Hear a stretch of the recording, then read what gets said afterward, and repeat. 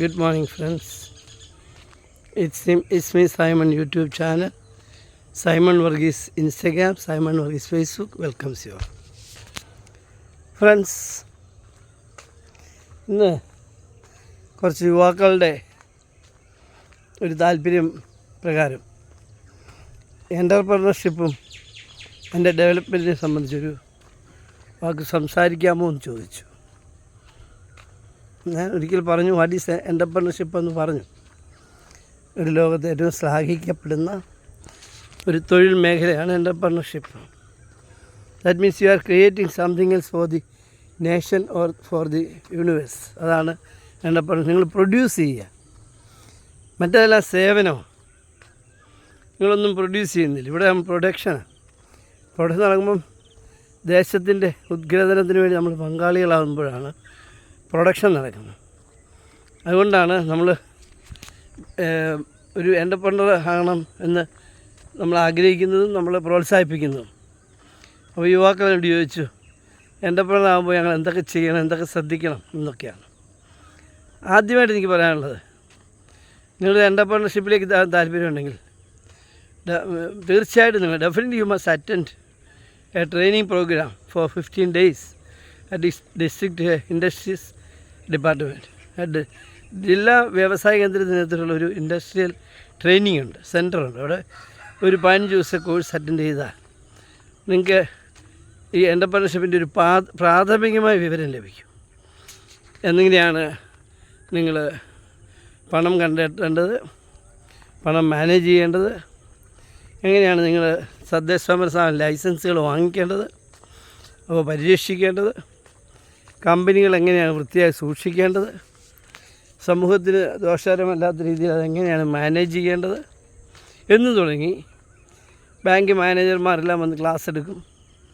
എന്നെപ്പോലുള്ള ആളുകൾ വന്ന് finance മാനേജ്മെൻറ്റിന് training തരും. പിന്നെ ലൈസൻസിനെ സംബന്ധിച്ച് ട്രെയിനിങ് ഞാൻ എടുത്തുകൊണ്ടിരുന്നു, ഞാൻ പഞ്ചായത്ത് സെക്രട്ടറി ആയതുകൊണ്ട്. അപ്പോൾ ഇങ്ങനെയൊക്കെയുള്ള കാര്യങ്ങൾ നടത്തി തരും. അപ്പോൾ നിങ്ങൾക്ക് ഒരു കാര്യം ഇടയ്ക്ക് പറഞ്ഞോട്ടെ, റബ്ബർ മാറ്റ് കമ്പനി തുടങ്ങാൻ വന്നയാൾ നമ്മുടെ ക്ലാസ്സിൽ ചോദിച്ചു എന്തൊക്കെ ബിസിനസ് ആയിരുന്നു. ഞാൻ പറയാം, ഫുഡ് റിലേറ്റഡ് ബിസിനസ് ഇന്ത്യയിൽ നന്നായിട്ട് പോകും, ദി മീൻ ടൈം ക്ലോത്ത് നന്നായിട്ട് പോകും എന്നൊക്കെ പറഞ്ഞു. അങ്ങനെ ഒരു പയ്യൻ ഭക്ഷണം തൂക്കി വിൽക്കുന്നൊരു കട തുടങ്ങി. ഇന്നിപ്പോൾ അവൻ വലിയ പുള്ളിയെ അതിന് 1-2 ബ്രാഞ്ചസൊക്കെ ആയിട്ട്. രസം വെച്ചാൽ എൻ്റെ പഞ്ചായത്ത് തന്നെയായിരുന്നു അവൻ്റെ കമ്പനി സ്റ്റാർട്ട് ചെയ്തത്. അപ്പോൾ ലൈസൻസ് കൊടുത്തത് ഞാൻ ആ കമ്പനിക്ക്. അവിടെ ഫുഡ് പ്രൊഡ്യൂസ് ചെയ്യും. മെഡിക്കൽ എടുത്തില്ലേ, ഇത് അപ്പം, കോഴിക്കറിയും ഫിഷ് കറി അങ്ങനെയെല്ലാം. പിന്നെ ഉച്ചയ്ക്ക് ബിരിയാണി അല്ലെങ്കിൽ ഫ്രൈഡ് റൈസ്, വൈകിട്ട് അങ്ങനെ വാലിൽ തൂക്കി വാങ്ങിച്ചുകൊണ്ട് പോവുക. അപ്പോൾ ഒരു കാരിദാസിൻ്റെ അവിടെ ഒരു ബ്രാഞ്ച് തുടങ്ങിയിട്ടുണ്ടെന്ന് എൻ്റെ അറിവ്. ഞാൻ പറയാൻ പോകാറില്ല, അന്വേഷിച്ചു. എന്നാലും അവൻ്റെ വളർച്ച നമുക്ക് സന്തോഷമുണ്ട്. അപ്പോൾ അങ്ങനെ അത് ഇടയ്ക്ക് പറഞ്ഞതേ ഉള്ളൂ. ഈ ട്രെയിനിങ്ങിൻ്റെ ഒരു ഗുണം ഒന്ന് എക്സ്പ്ലെയിൻ ചെയ്തതാണ്. അപ്പോൾ നമ്മളിപ്പം ട്രെയിനിങ് കഴിഞ്ഞു, ഒരു ബിസിനസ് സ്റ്റാർട്ട് ചെയ്യുമ്പോൾ ഏറ്റവും ശ്രദ്ധിക്കേണ്ടുന്നൊരു കാര്യം ഫൈനാൻസ് മാനേജ്മെൻറ്റാണ്. നമുക്ക് ഗവൺമെൻറ്റൊക്കെ ഭയങ്കര സപ്പോർട്ടാണ് ഈ പുതിയതായിട്ട് വ്യവസായം തുടങ്ങുന്നവർക്ക്, സ്റ്റാർട്ടപ്പുകൾക്കൊക്കെ.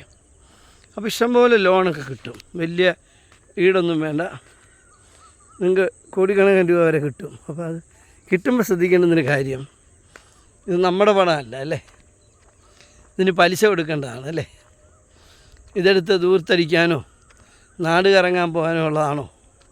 അല്ല. അപ്പോൾ ഞാൻ ചെറിയ എക്സാമ്പിൾ പറയാറുള്ളത്, നിങ്ങളൊരു ബിസിനസ് സ്റ്റാർട്ട് ചെയ്യുമ്പോൾ നിങ്ങൾ അയലക്കറിയോ മത്തിക്കറിയൊക്കെ വാങ്ങിക്കുന്ന ആളാണെങ്കിൽ പിന്നീട് വേണ്ടത് അതിൻ്റെ ഹാഫായിട്ട് കഴിക്കണം.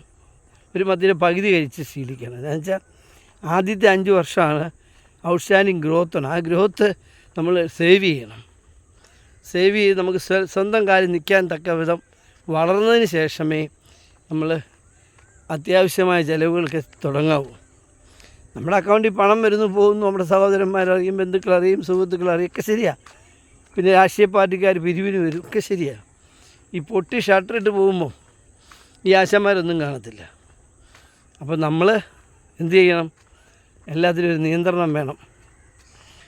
നിങ്ങൾക്ക് സേവിങ്സ് കൂടി വരുമ്പോൾ ഒരു പരിധി കഴിയുമ്പോൾ നിങ്ങൾക്ക് ഒരു തുക ബോഡിയെ തട്ടാത്തതാണെങ്കിൽ അന്നേരം കൊടുക്കാം. എന്ന് പറഞ്ഞാൽ വളരെ ശ്രദ്ധ വേണം പണം കൈകാര്യം ചെയ്യുമ്പോൾ. ഈ ബാങ്കുകാർ ലോൺ തിരിച്ച് മേടിച്ച് അടങ്ങത്തുള്ളൂ, യാതൊരു സംശയം വേണ്ട. അപ്പോൾ അതിന് നമ്മൾ ശ്രദ്ധാകുലനായിരിക്കണം. Good morning guys. അപ്പോൾ നമ്മളത് ശ്രദ്ധിക്കണം. രണ്ടാമത്തെ കാര്യം, ഈ പ്രൊഡക്ഷനും അതിൻ്റെ മാനേജ്മെൻറ്റ് ശ്രദ്ധിക്കണം, അതിൻ്റെ സെയിൽസ് ശ്രദ്ധിക്കണം. അൾട്ടിമേറ്റായിട്ട് product worthy and profit making ആണെങ്കിൽ ഇത് പോകത്തുള്ളൂ. അപ്പോൾ എല്ലാ മേഖലയും ശ്രദ്ധിക്കണം. അത് കഴിഞ്ഞ് എല്ലാം ഞാൻ തന്നെ ചെയ്യണം എന്ന് വിചാരിക്കരുത്. ഇവിടെ ഇഷ്ടംപോലെ ആളുകളെ ജോലിക്ക് കിട്ടും. അപ്പോൾ നമ്മളെക്കാൾ മേന്മയുള്ളതിനെ പിടിച്ച് നിർത്തുകയും ചെയ്യരുത്. അതോർത്തോണം. നമ്മൾ സ്റ്റാഫിനെ അപ്പോയിൻറ്റ് ചെയ്യുമ്പോൾ നമ്മളെക്കാൾ വലിയ അവനില്ലാതെ ഇത് നടക്കുകയെന്നൊരു വന്നാൽ നമുക്ക് പ്രശ്നമാണ്. അതുകൊണ്ട് ഇച്ചിരി ഗ്രേഡ് കുറഞ്ഞവരെയൊക്കെ നിയമിച്ചാൽ മതി. ശ്രദ്ധിക്കേണ്ടത് എപ്പോഴും യു മസ്റ്റ് കീപ്പ് എന്നാ പറയുക, I upon your fame and also keep in touch with your staff always. Okay, അവിടെ എന്താണെന്നാൽ നിങ്ങൾ അറിയുമെന്ന് അവൻ അറിഞ്ഞിരിക്കണം. ഓക്കെ. എനിക്കൊരു ഫ്രണ്ട് ഉണ്ടായിരുന്നു, അവന് കോട്ടയത്തൊരു ഹോട്ടലുണ്ട്. അപ്പോൾ ഞാൻ സാഗുതം അവനെ ശ്രദ്ധിക്കുക, അവൻ്റെ രീതികളെ.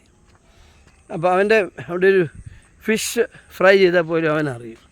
ക്യാമറ വെച്ചിരിക്കുക. എന്നിട്ട് അവരോട് ചോദിക്കും എത്ര പേർക്കുള്ള ഓർഡറാണ്, അതൊരു ചുമ്മാ ഒന്ന് ചോദിക്കണം. അവനെ ഒന്ന് അലേർട്ടാക്കാൻ വേണ്ടിയാണ്, നമ്മൾ ശ്രദ്ധിക്കുന്നുണ്ടെന്ന് അറിയാൻ വേണ്ടിയാണ്. ഓക്കെ.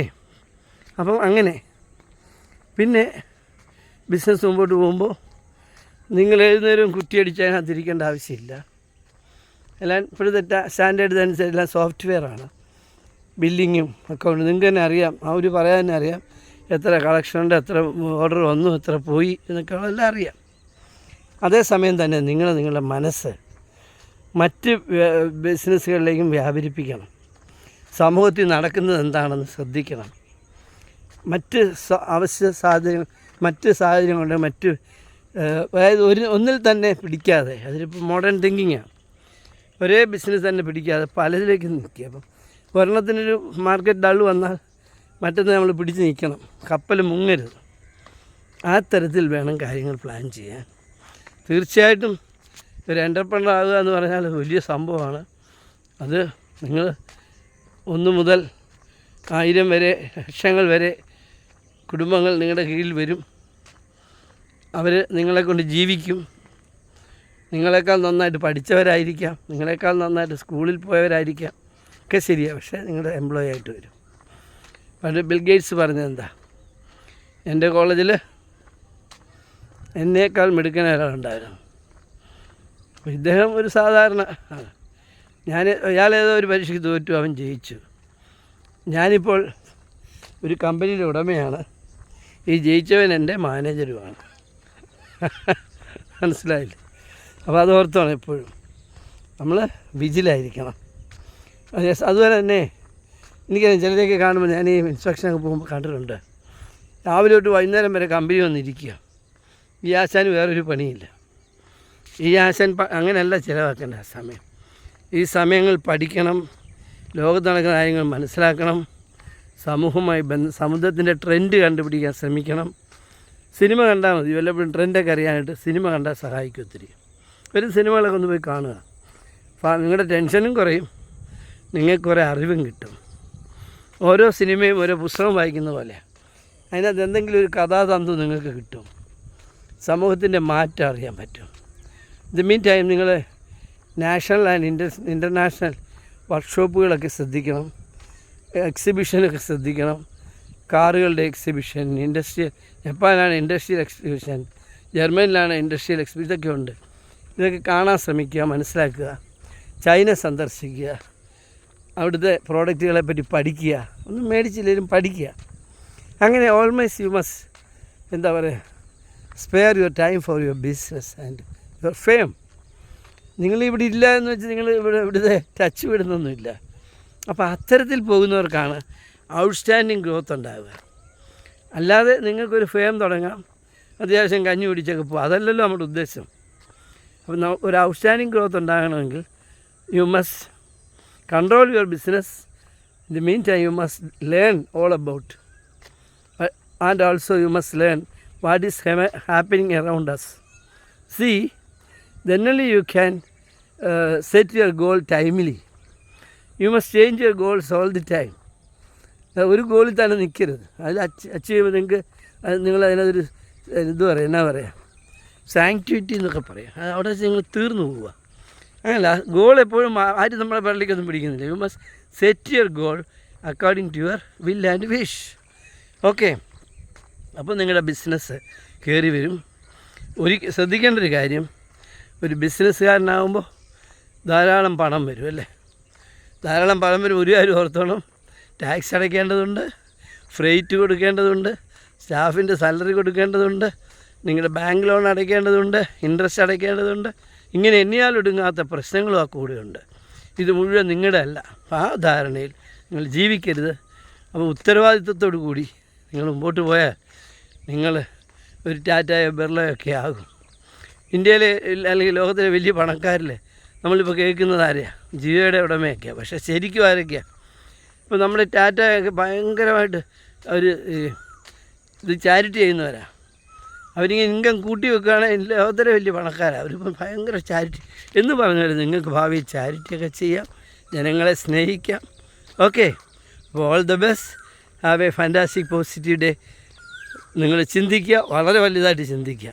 സ്വപ്നം കാണുമ്പോൾ വലിയ വലിയ സ്വപ്നങ്ങൾ, നമ്മൾ APJ പറഞ്ഞതുപോലെ, you must dream as much as high you can. then only you can win successfully and ലെജിബിളായിട്ട് നമുക്ക് മുന്നോട്ട് പോകാൻ പറ്റത്തുള്ളൂ. Okay, all the best. Have a positive fantastic day. Praise our God. It is me Simon, YouTube channel welcomes you again. Okay.